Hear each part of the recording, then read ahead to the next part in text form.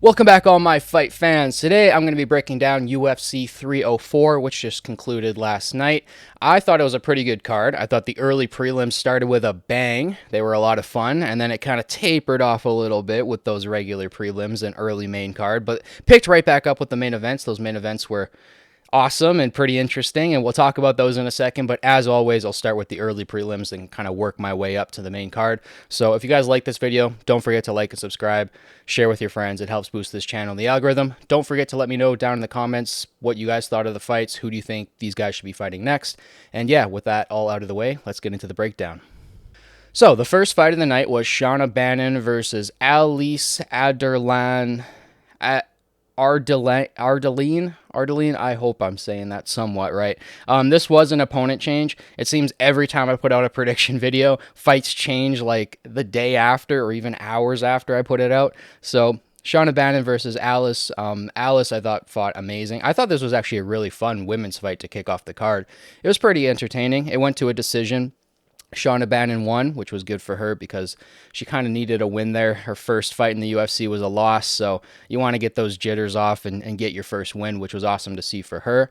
That was an opponent change. Like I said, she was originally supposed to fight Ravina Oliveira. That fight fell through. There was another fight that fell through. It was Duncan and Brishek. Duncan ended up fighting RoboCop, which we'll talk about later. But the next fight was Mick Parkin versus Lucas Bresky, like I just said. That one was awesome. I thought Mick Parkin fought amazing. He had really, really clean boxing, very, very patient. I thought the way he opened up that fight, we were going to see a 3-round fight and see him kind of just pick the other dude apart. But Mick, man, he found a combination there kind of towards the end of the round and just knocked the dude out.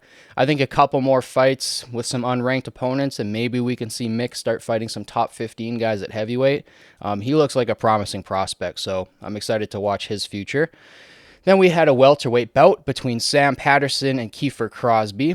And this one, man, Sam Patterson, I'm glad I picked him. He landed some beautiful combinations in the first round, and then about halfway through the round found an arm triangle finish, which I thought was just beautiful. Very well set up, well finished.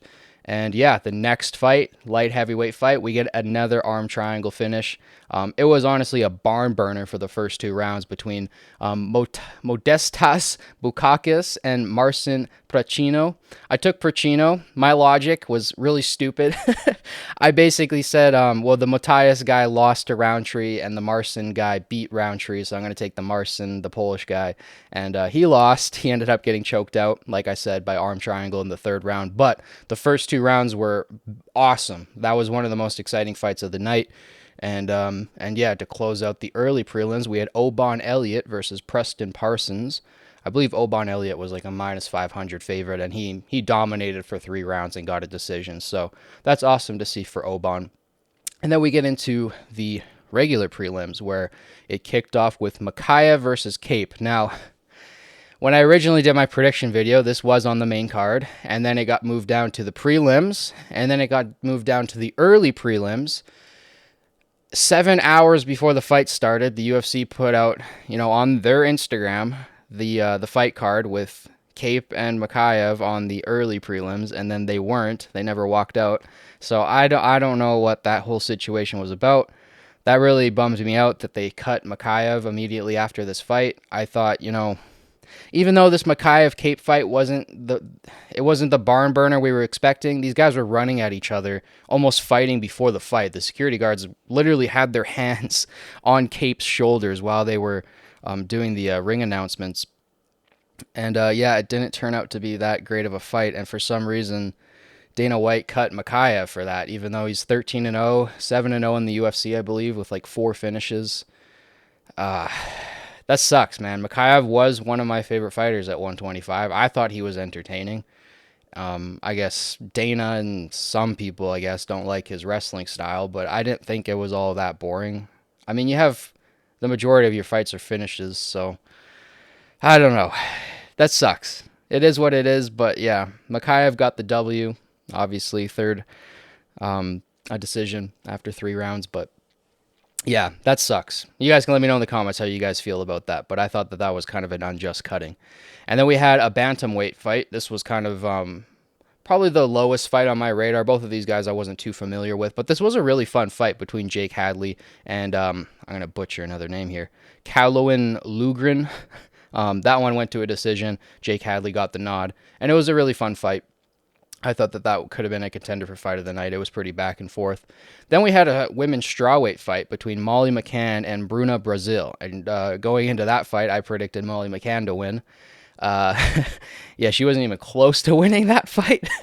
I like Molly, but yeah, that was not a great performance. I don't think she fought bad. She fought with a lot of heart. I mean, there was times during that fight where I'm like, oh, she is done. Especially in the first round when she was getting dropped with body kicks. That Brazil, oh man, Bruna Brazil she is mean. I did not realize how mean of a striker she is. Like I said, I think she dropped Molly McCann with like maybe three or four body kicks. It was brutal. I'm excited to see where she goes in the future because she could be a lot of fun at strawweight. And then we had the prelim main event, I guess, the prelim headliner between Nathaniel Wood and Daniel Pineda. Now, going into this, again, I think Nathaniel Wood was like a minus 400 favorite or something, and he was quite a bit older than his opponent. I usually look at that, when they put the fighter cards up, the age does matter quite a bit, and Pineda, as good of a fighter as he is, he's 38, so I didn't really see him winning this fight, and he, for the most part, just got kind of dominated by Nathaniel Wood. I think Nathaniel Wood won pretty much all 3 rounds. Maybe you could have given 1 round to Pineda, but that was a good fight too. Dana White seemed to be a little bit upset that there was 7 decisions in a row. I saw that in the post-fight press conference, that he was pretty upset about it. He's like, I'm never going to raise these bonuses again. If you guys ask me at the press conference, I'm just going to shut you guys down. Like, we're not raising the bonuses ever again because nobody fought any harder. There were 7 decisions in a row. And to me, I'm like, man, you put the card at like 5 a.m. in the morning. Like, I really hope he doesn't do this to UK fans again. I thought it was disgusting. Like, I don't mind. I live in Canada. I don't mind staying up once a year to watch a late night card that's over in the UK. Like, you got to take care of those fans first. They pay the most money. They're paying thousands of dollars sometimes to sit in those seats, and we pay like $60, $80 here for the pay-per-view.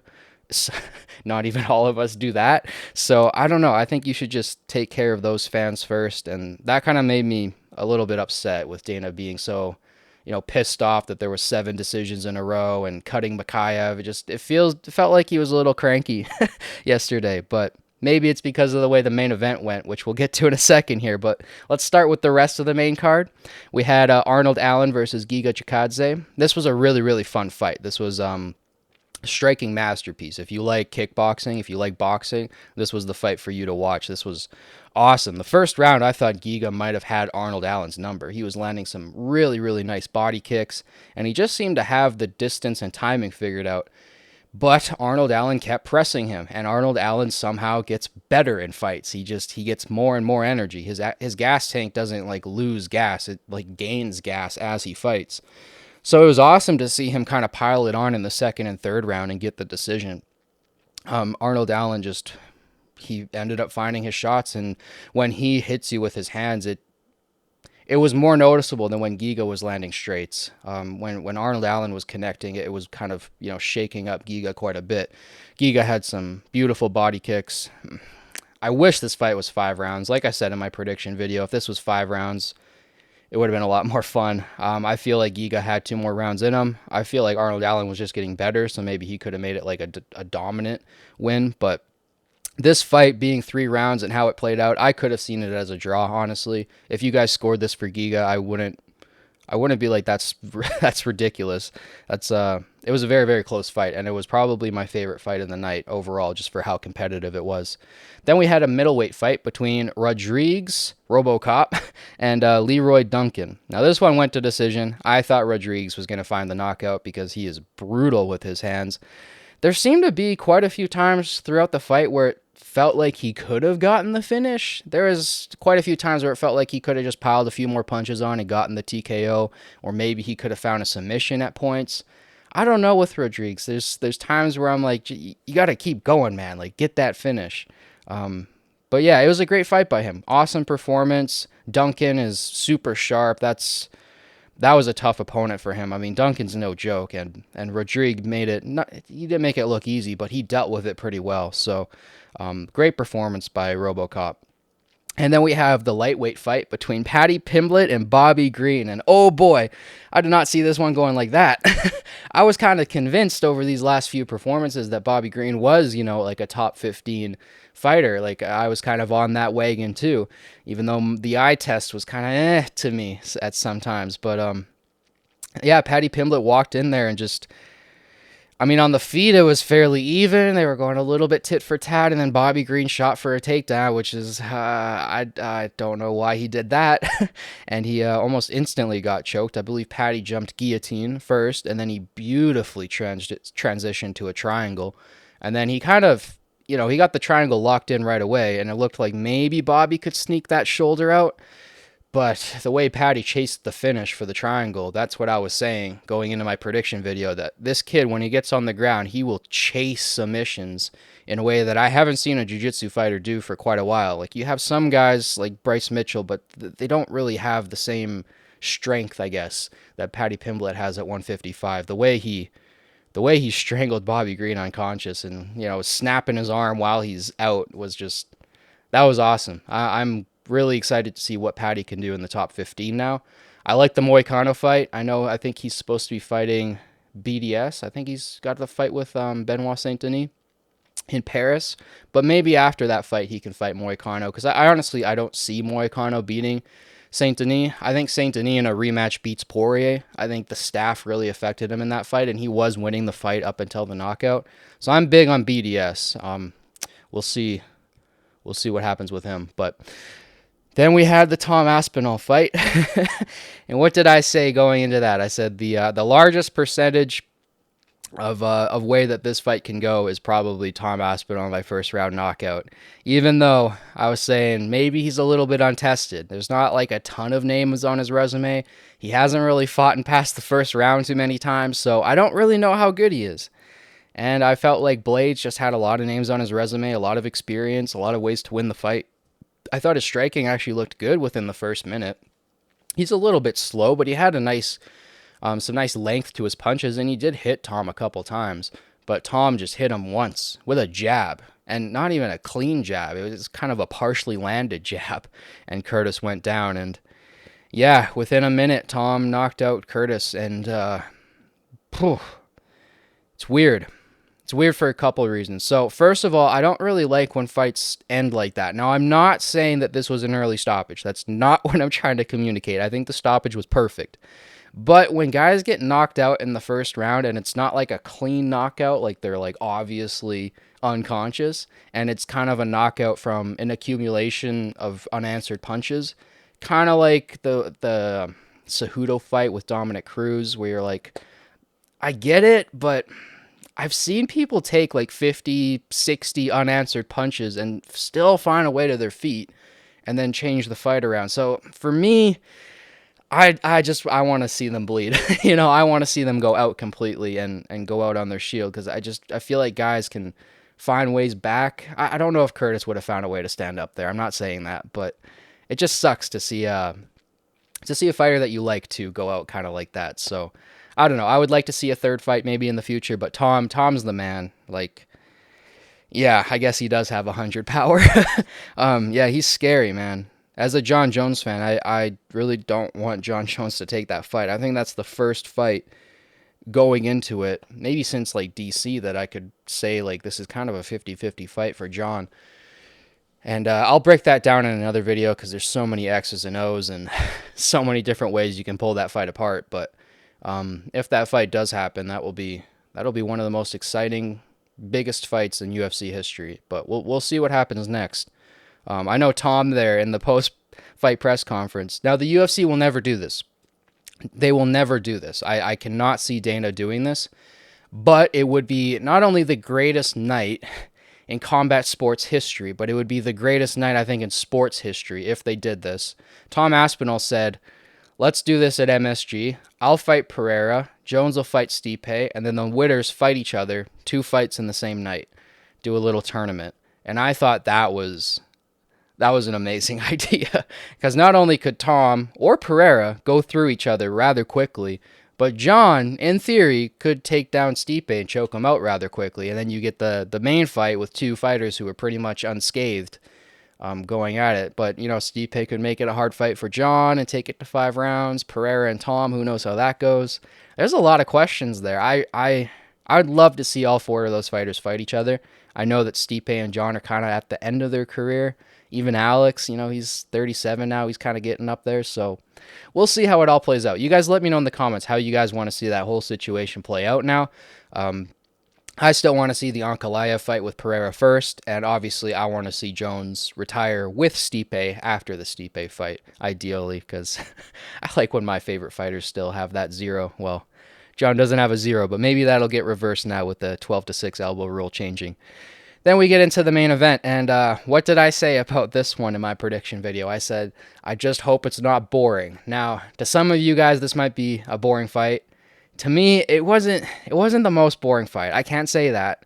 There was some explosive moments and some interesting moments there that were quite exciting, but for the most part, it did turn into what I feared. It was a boring decision fight, and I don't know how to break this one down. The first 2 rounds, Bilal Muhammad kind of looked like Khabib, just with less vicious ground and pound, much less vicious ground and pound. But the way he was landing those double legs and then the high crotches he landed in the second round to dump Leon on his head. Yeah, Bilal's improved quite a bit. And I'm seeing some rumors that go around online now that, he looks quite different than he did 3 years ago. And at 36, people don't really think that he made those advancements naturally. And I do buy that a little bit. I don't want to take the win away from Bilal at all, but yeah, he looked pretty vascular in that cage. I don't know. I don't want to, say that somebody's cheating if they're not, but yeah, Bilal looked pretty ridiculous in those first 2 rounds. Then the third round, Leon gets his back for like 4 minutes and is like working for a rear naked choke. It's a weird round. It's just like you had 2 rounds where you look like Khabib and then a round where you have your back taken for 4 minutes. That's such a Bilal moment. And then the 4th round, more domination from Bilal. 5th round, pretty much, 4.5 minutes domination from Bilal. Leon reverses that at the end and gets 2 nice elbows in there and cuts Bilal's face up. And that was really the only damage done. So if you're basing it off damage, Leon won. No, there's no argument to make that Leon won that fight. I think it was 4 rounds to 1 pretty clearly. Bilal was just so dominant. Not dominant in a way that I found too exciting. The takedowns were nice, but on the ground, man, he had no vicious shots. He couldn't posture up and land any elbows. And I know it's because Leon Edwards is a champion and he's amazing on the ground. But I just feel like watching that fight, if Islam got in there with Leon, Islam would have stopped Leon, I think. Especially that version of Leon. Leon did look a little drained, a little gassed. I don't want to make excuses for Leon, but that didn't look like the same Leon in the Colby fight. I don't know. I'd like to see that fight ran back a 3rd time as well. But the next up, I want to see Shavkat, because I didn't think Bilal was going to be able to do this to Leon. I honestly believed that Leon had the takedown defense to stop this. I think with the Colby fight and the Kamaru fight, I was just like, it's not going to be Bilal. It'll be Shavkat that takes Leon down and ends his title reign. So for me, until the Shavkat-Bilal fight happens, it just feels like Bilal is holding on to the belt for Shavkat. It felt like the natural transition would have been from Leon to Shavkat, just in my mind. Now, I might be a Bilal hater. Maybe I am. I don't know. But, yeah, it sucks. I hate those, like, middle champs. It's the same thing with Sean Strickland. And kind of Dreykus, too, because I think Izzy's just going to take the belt back, and then Izzy will probably defend a couple times, because I don't think Chimaev is going to be in the title picture for, well, probably like 4 or 5 more years until he gets his health together. But yeah, what a weird fight. I don't know exactly how to call that one. I'm still a little sour about it because I was a Leon fan and I didn't really care for Bilal. Going into it, like the prediction video when I put that out at around that time, I was pretty neutral on Bilal. I thought the hate on Bilal was kind of funny, but I didn't really like dislike the guy. But the whole week leading up to the fight, every time he opened his mouth, man, it just, it just it left a bad taste in my mouth every time he spoke. So I don't know. I'm not the biggest fan of Bilal myself, but yeah, that's my breakdown for the fights. I am gonna do a predictions video for Umar versus Sandhagen, which is next week. So that video should come out around the same time as this one because that fight card is so stacked, it feels like a pay-per-view. So I'm going to break down that fight card for you guys, and then I'll probably do a breakdown after it happens as well, kind of talking about how those fights go. But let me know in the comments what you guys thought about these fights, UFC 304. What do you guys want to see next with Bilal? What do you guys want to see next with Tom? How does that division work out? And what's next for like Arnold Allen and what was the other one? Paddy Pimblett. Who do you guys want to see those guys fight next? Let me know down in the comments. Don't forget to like and subscribe. It helps boost this channel and the algorithm. And yeah, thank you guys so much for watching. As always, I'll catch you guys in the next one. Peace.